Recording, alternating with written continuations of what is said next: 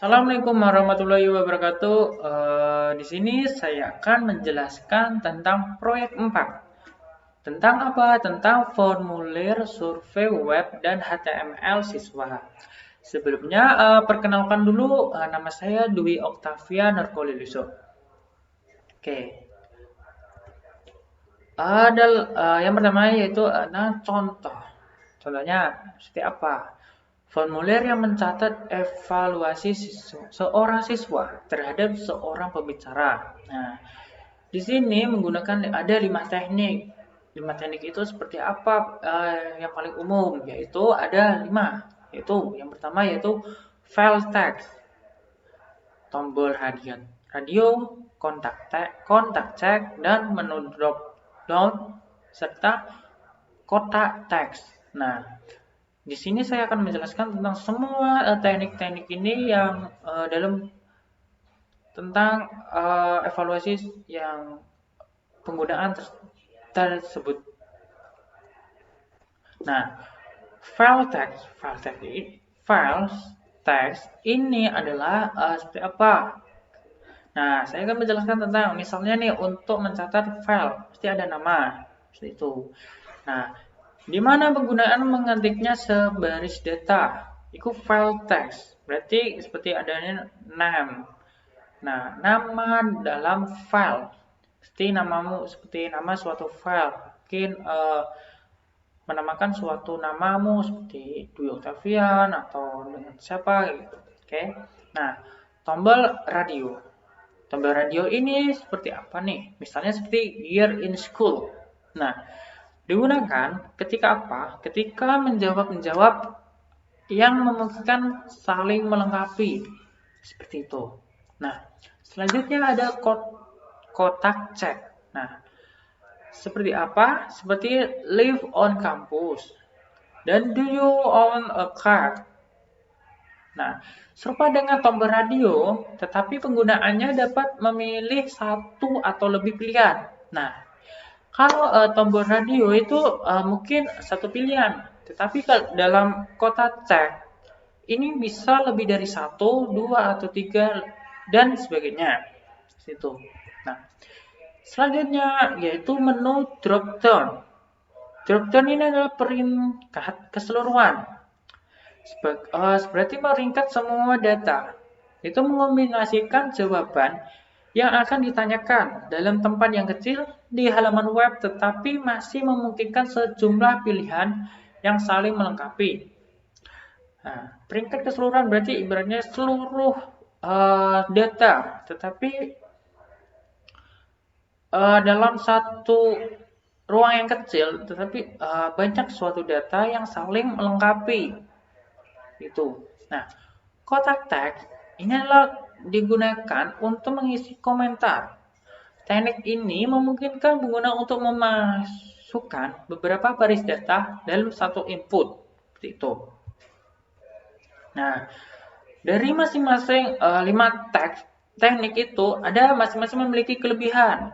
Nah, menu drop down menawarkan jawaban yang saling melengkapi, sama halnya dengan tombol radio, tetapi memakan tempat yang lebih sedikit pada layar komputer. Nah, jika terdapat 50 atau lebih pilihan, misalnya seperti apa? Misalnya memilih negara bagian untuk alamat surat. Nah, terus menu dropdown lebih baik dibandingkan tombol radio, ya kan? Karena apa? Karena kalau menu dropdown itu lebih dari satu, kalau tombol radio itu mungkin lebih sedikit, satu atau berapa gitu.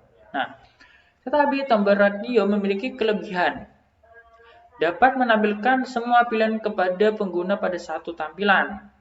Seperti itu. Nah, bagian-bagian formulir, contohnya apa nih? Formulir ini dimulai seperti proyek ketiga. Mungkin kalian menonton video-video yang sebelumnya. Nah, perbandingan yang paling signifikan adalah pada baris 6 dan 47 pada kode HTML. Nah, yang digunakan untuk apa? Untuk membuat formulir tersebut. Nah, Bagian yang pertama, mengumpulkan informasi mengenai siswa yang mengevaluasi pembicara.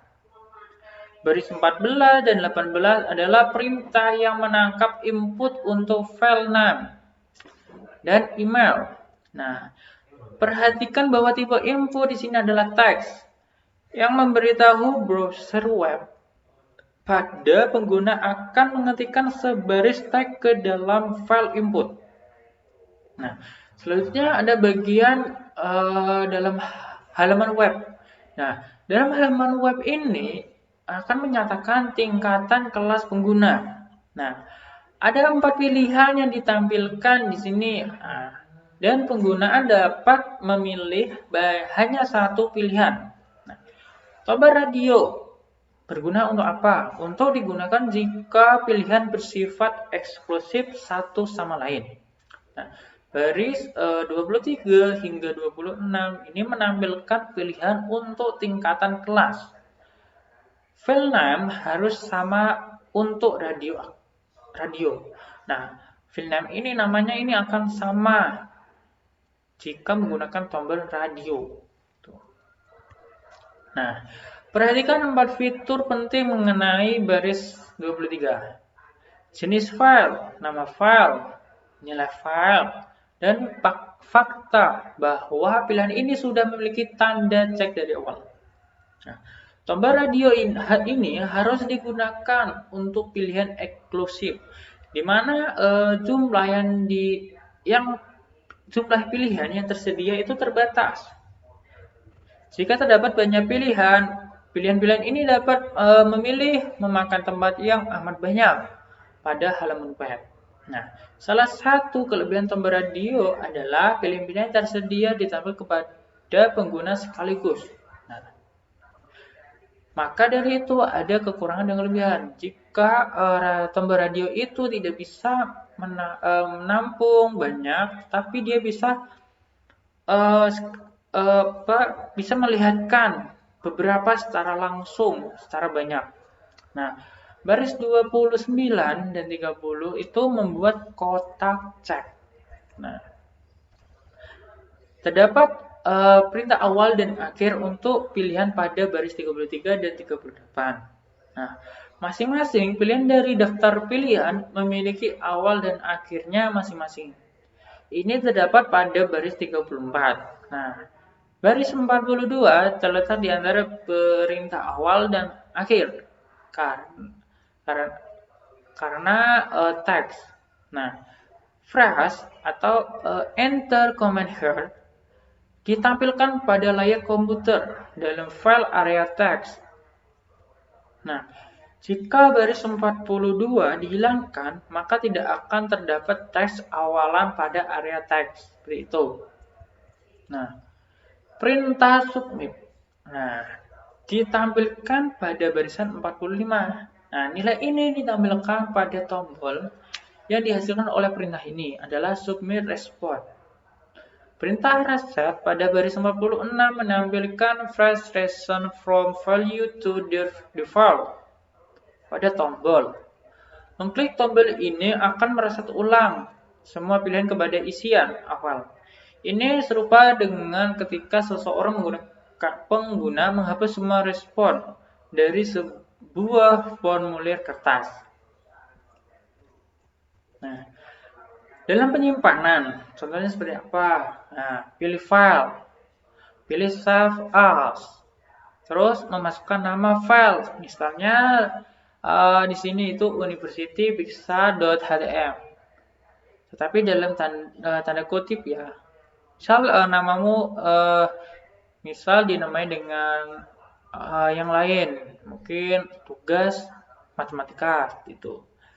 File yang dipilih adalah all file, itu tempat kamu bisa mencari atau letaknya seperti itu. Nah, melihat halaman web, di sini adalah setelah halaman web disimpan. Perlu diperiksa apakah halaman tersebut bekerja dengan baik atau tidak. Buka browser web, pilih perintah file, diikuti sub perintah open. Ketikkan nama file atau browser untuk menemukannya dan klik tombol OK. Nah, Jika Anda perlu membuat beberapa koreksi pilihan editor Notepad lagi, editlah kode HTML dan simpanlah dokumen tersebut kembali. Nah, cukup sekian dari pembahasan pada saat ini tentang proyek keempat. Mungkin akan ada proyek-proyek yang lainnya. Cukup sekian. Terima kasih. Wassalamualaikum warahmatullahi wabarakatuh.